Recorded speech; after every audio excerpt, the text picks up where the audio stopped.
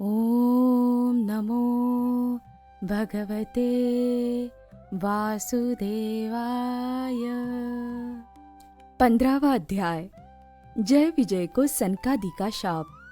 श्री मैत्रेय जी ने कहा, विदुर जी, दिति को अपने पुत्रों से देवताओं को कष्ट पहुंचाने की आशंका थी, इसलिए उसने दूसरों के तेज का नाश करने वाले उस कश्यप जी के तेज वीर्य को 100 वर्ष तक अपने उदर में ही रखा।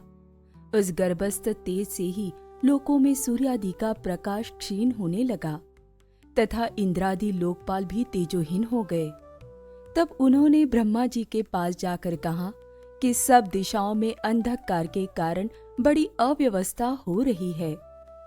देवताओं ने कहा, भगवान, काल आपकी ज्ञान शक्ति को कुंठित नहीं कर सकता, इसलिए आपसे कोई बात छिपी नहीं है। आप इस अंधकार के विषय में भी जानते ही होंगे। हम तो इससे बड़े ही भयभीत हो रहे हैं। देवादिदेव, आप जगत के रचयिता और समस्त लोकपालों के मुकुटमणि हैं। आप छोटे बड़े सभी जीवों का भाव जानते हैं। देव, आप विज्ञान बल संपन्न हैं। आपने माया से ही ये चतुर्मुख रूप और रजोगुण स्वीकार किया है। आपकी उत्पत्ति के वास्तविक कारण को कोई नहीं जान सकता। हम आपको नमस्कार करते हैं। आप में संपूर्ण भुवन स्थित है। कार्य कारण रूप सारा प्रपंच आपका शरीर है, किंतु वास्तव में आप इससे परे हैं। जो समस्त जीवों की उत्पत्ति स्थान आपका अनन्य भाव से ध्यान करते हैं, उन सिद्ध योगियों का किसी प्रकार भी ह्रास नहीं हो सकता, क्योंकि वे आपके कृपा कटाक्ष से कृत्य हो जाते हैं तथा प्राण, इंद्रिय और मन को जीत लेने के कारण उनका योग भी परिपक्व हो जाता है। रस्सी से बंधे हुए बैलों की भांति आपकी वेद वाणी से जकड़ी हुई सारी प्रजा आपकी अधीनता में नियम पूर्वक कर्मानुष्ठान करके आपको बलि समर्पित करती है। आप सबके नियंता मुख्य प्राण हैं। हम आपको नमस्कार करते हैं। भूमन, इस अंधकार के कारण दिन रात का विभाग अस्पष्ट हो जाने से लोगों के सारे कर्म लुप्त होते जा रहे हैं, जिससे वे दुखी हो रहे हैं। उनका कल्याण कीजिए और हम शरणागतों की ओर अपनी अपार दया दृष्टि से निहारिए। देव, आग जिस प्रकार ईंधन में पकड़कर बढ़ती रहती है, उसी प्रकार कश्यप जी के वीर से स्थापित हुआ ये दिति का गर्भ सारी दिशाओं को अंधकार में करता हुआ क्रमशः बढ़ रहा है। मैत्रेय जी कहते हैं, महाबाहो, देवताओं की प्रार्थना सुनकर भगवान ब्रह्मा जी हंसे और उन्हें अपनी मधुर वाणी से आनंदित करते हुए कहने लगे।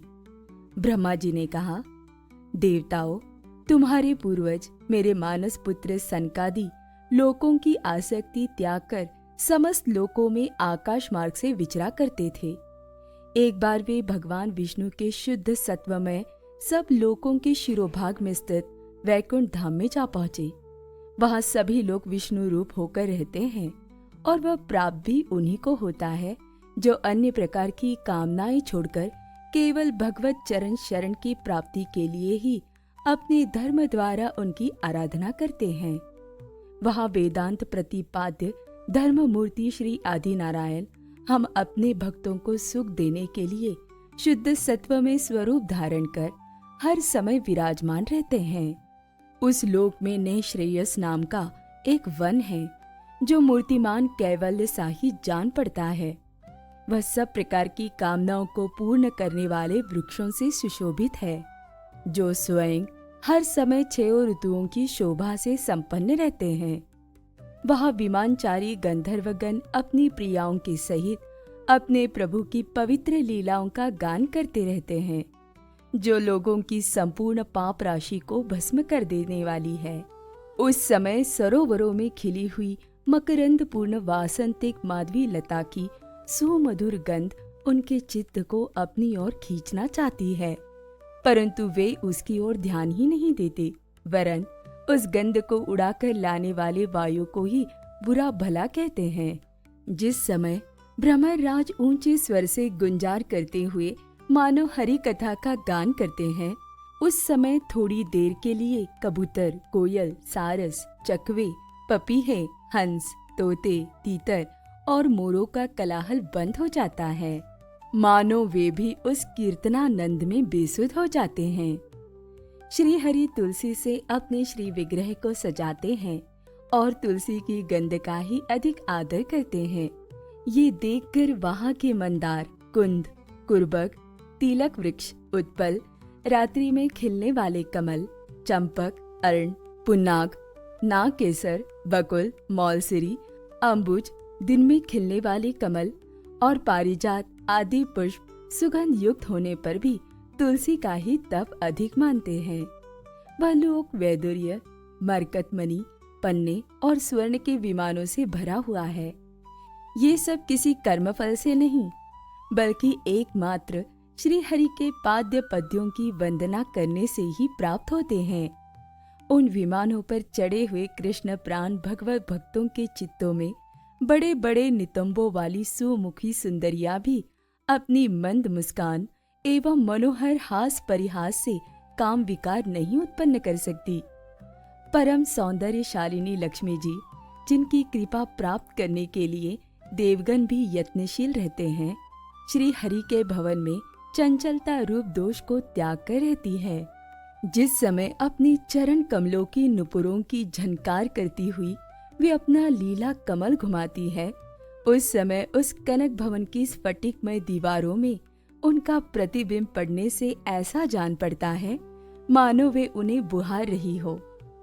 प्यारे देवताओं, जिस समय दासियों को साथ लिए वे अपनी क्रीड़ावन में तुलसी दल द्वारा भगवान का पूजन करती है, तब वहाँ के निर्मल जल से भरे हुए सरोवरों में, जिनके मूंगे के घाट बने हुए हैं, अपना सुंदर अलकावली और उन्नत नासिका से सुशोभित मुखारविंद देखकर ये भगवान का चुंबन किया हुआ है, यह जानकर उसे बड़ा सौभाग्यशाली समझती है।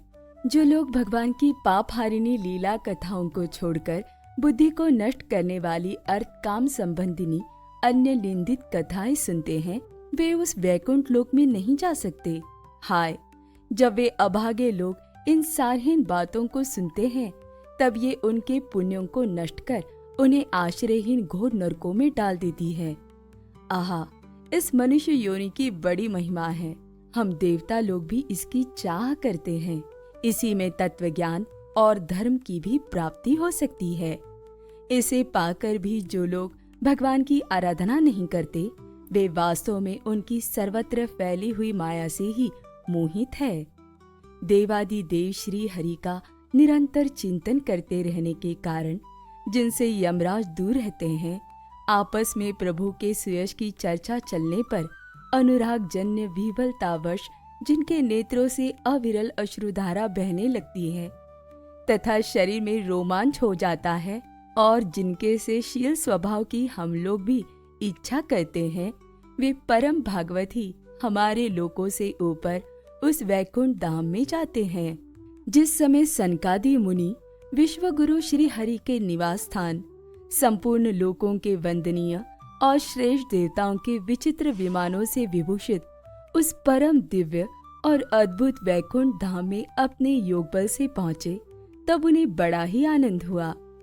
भगवत दर्शन की लालसा से अन्य दर्शनीय सामग्री की उपेक्षा करते हुए वैकुंठ धाम की 6 डोड़ियां पार करके जब वे 7वीं पर पहुँचे, तब वहां उन्हें हाथ में गदा लिए 2 समान आयु वाले देवश्रेष्ठ दिखलाई दिए, जो बाजूबंद, कुंडल, किरीट आदि अनेकों अमूल्य आभूषणों से अलंकृत थे।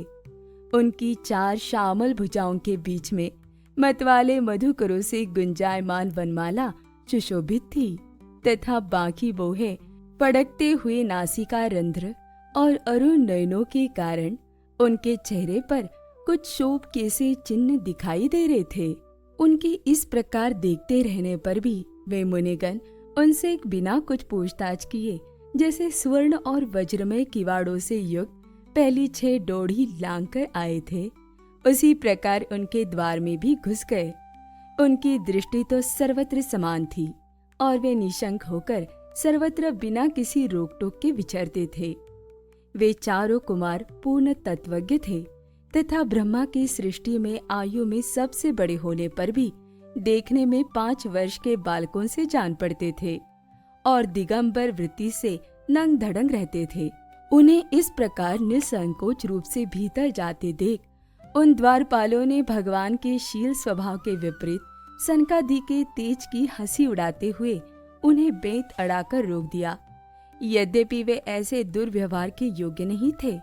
जब उन द्वारपालों ने वैकुंठवासी देवताओं के सामने पूजा के सर्वश्रेष्ठ पात्र उन कुमारों को इस प्रकार रोका, तब अपनी प्रियतम प्रभु के दर्शनों में विघ्न पड़ने के कारण उनके नेत्र सहसा कुछ कुछ क्रोध से लाल हो उठे और वे इस प्रकार कहने लगे। मुनियों ने कहा, अरे द्वारपालो, जो लोग भगवान की महती सेवा के प्रभाव से इस लोक को प्राप्त होकर यहाँ निवास करते हैं, वे तो भगवान के समान ही समदर्शी होते हैं।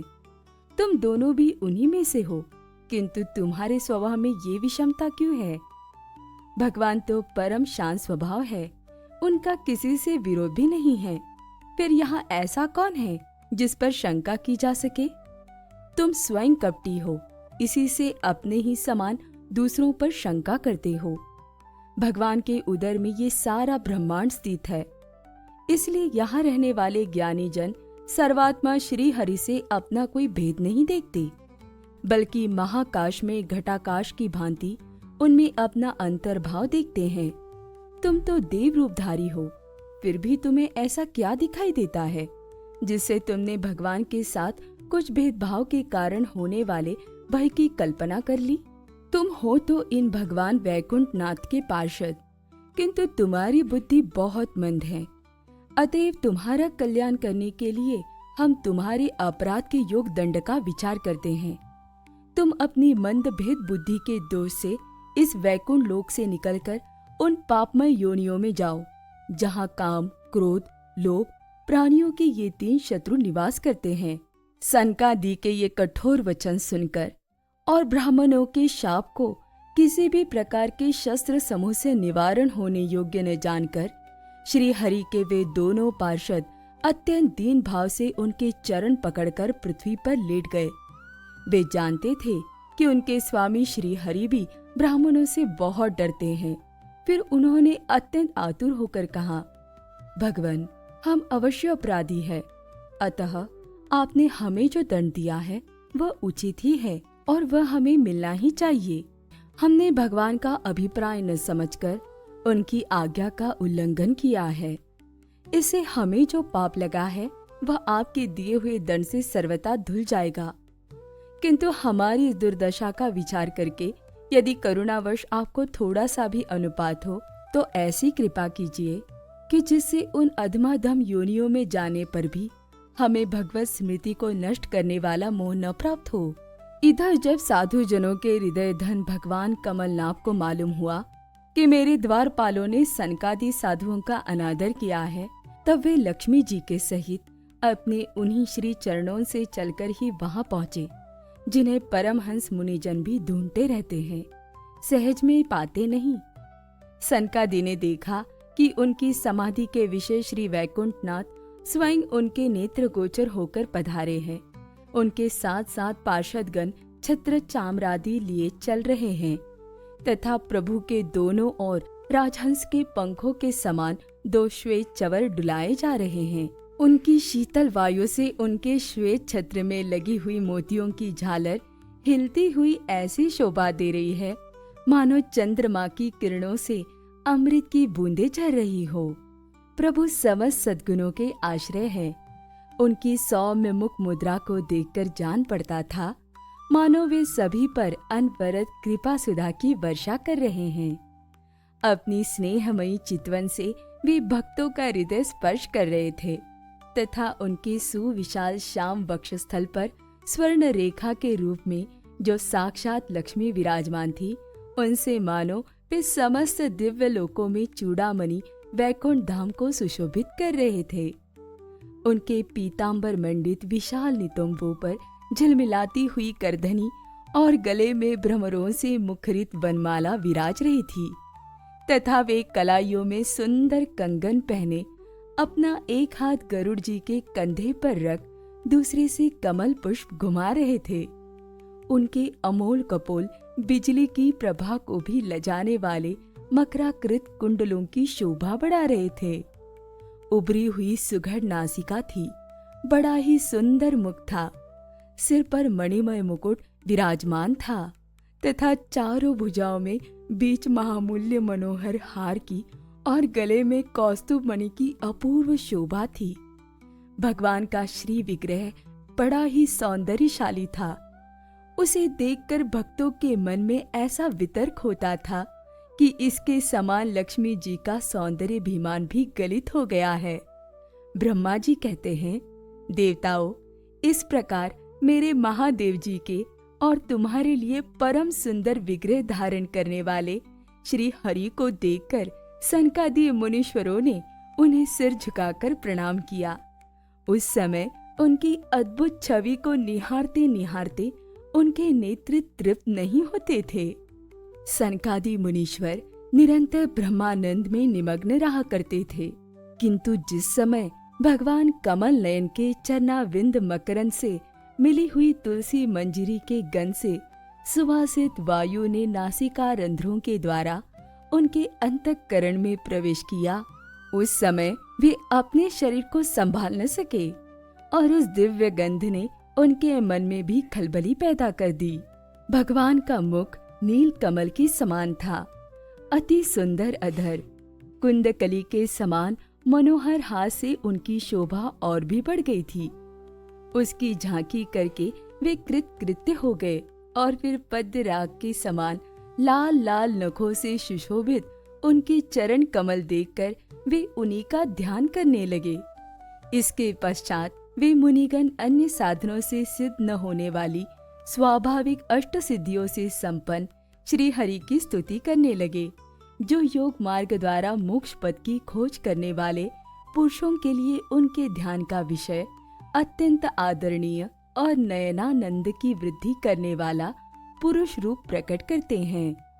सनकादि मुनियों ने कहा, अनंत, यद्यपि आप अंतर्यामी रूप से दुष्ट चित्त पुरुषों के हृदय में भी स्थित रहते हैं, तथापि उनकी दृष्टि से ओझल ही रहते हैं, किंतु आज हमारे नेत्रों के सामने तो आप साक्षात विराजमान हैं।